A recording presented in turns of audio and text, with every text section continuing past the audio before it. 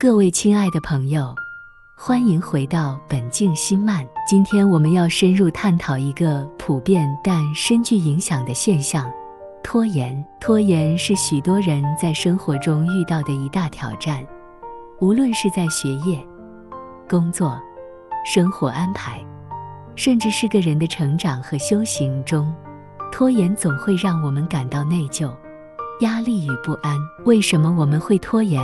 这个行为背后有什么心理根源？我们又该如何克服它呢？佛教认为无常是人生的基本真理之一，一切事物都在不停变化，时间如流水般逝去，从不等候。然而，我们往往忘记这个事实，误以为我们有充足的时间可以浪费，让明天成为我们的依赖，将当下应该做的事一再推延。这种对时间的错误认知是导致拖延的主要原因之一。今天，我们就来从佛教的观点探讨拖延这个现象，并分享具体的5个方法，帮助大家有效克服拖延，珍惜当下每一刻。拖延的本质，与其说是一种行为，不如说是一种心态。拖延源于我们未能深刻认知时间的有限性，反而沉浸在明天还有时间的错误思维中。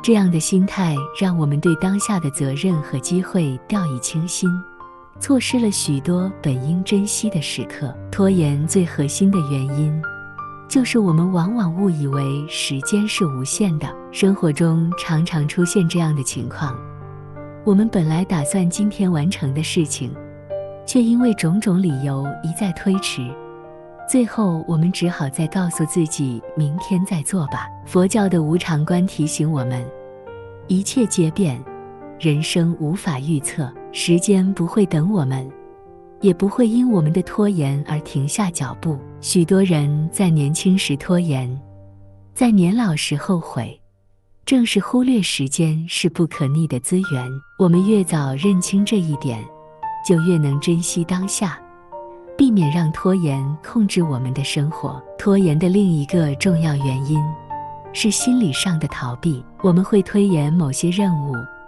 因为我们感到它们充满压力或不愉快。与其面对这些挑战，我们更倾向于待在自己的舒适区。舒适区是一种让人短暂感到安全和安逸的状态，但长期停留在其中，我们会陷入停滞，无法进步。佛教强调面对苦难的重要性，生命本身即是苦。如果我们一味逃避挑战与痛苦，那么我们将无法成长，也无法体验到真正的解脱。拖延的行为实际上是一种短期的自我安慰，我们用暂时的轻松来交换未来更大的焦虑与压力。很多时候，拖延源自于对自我的怀疑和恐惧。我们害怕自己无法达到预期的目标，害怕失败，甚至害怕成功后的责任。这种内在的不安导致我们选择拖延，试图借此逃避那些可能会带来压力的情境。佛教教导我们，所有的恐惧来自于对自我的执着。当我们对我过度关注时，害怕失败的心就会不断增长。然而，真正的自由来自于放下对自我的执着，学会顺应当下的每一个挑战。当我们能够超越对失败的恐惧，就能减少拖延，因为我们不再被未来的结果所束缚。拖延的另一个常见原因，是我们对自己的目标缺乏清晰的认识，或者说，我们找不到足够的动力去推动自己行动。当我们不清楚自己为什么要做某件事，或者无法看到行动的长远意义时，我们就会缺乏动力，进而陷入拖延。佛教强调慈悲心与智慧的结合，我们不仅要为自己而行动，亦可将我们的行为与他人的幸福和福祉联系在一起。从更宏观的角度，当我们能够超越个人的小我，看到我们的行动如何影响他人，并为了更大的善去努力时，我们会感受到一股强大的内在动力，这种动力能帮助我们摆脱拖延，积极行动。贪爱是一切烦恼的根源之一，佛教如此教导。我们拖延，常常是因为我们贪图当下的舒适和享乐，而不愿面对眼前的责任。我们选择滑手机、看影片，沉迷于无意义的消遣，因为这些事物能给我们及时的快感，却忽略了这些行为正在消耗我们宝贵的时间。佛教告诉我们，真正的快乐来自于心灵的自由，而不是短暂的享乐。我们应该学会放下对感官享受的执着，并用更高的智慧来管理自己的行为。当我们能够做到这一点，拖延的行为自然会减少，我们将更能专注于那些真正能带来长远利益的事情上。既然我们已经了解了拖延的根源，接下来我们要讨论的是如何有效避免拖延，将佛教的智慧运用在日常生活中。以下5个具体方法可以帮助我们克服拖延，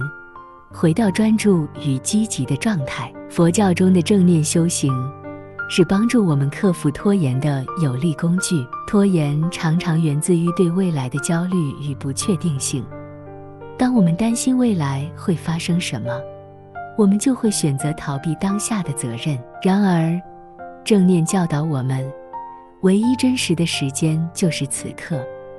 过去已经消失，未来尚未到来，我们唯一能掌控的就是当下这一刻。透过正念的修行，我们可以学会在当下保持清醒与专注，不再被未来的焦虑牵动。当我们全心投入于此刻的行动中，拖延的念头就会减少，因为我们的心不再飘忽于未来的恐惧与不安。你可以试着每天进行一段时间的静坐冥想，观察自己的呼吸，将心带回到当下。当你感到想拖延时，停下来，观察这种念头的来去，然后轻轻地把注意力带回到当前的任务上。这是一个需要持续练习的过程，但它能有效帮助我们克服拖延。佛教中的无常观提醒我们，人生充满了变数，没有什么是永恒的，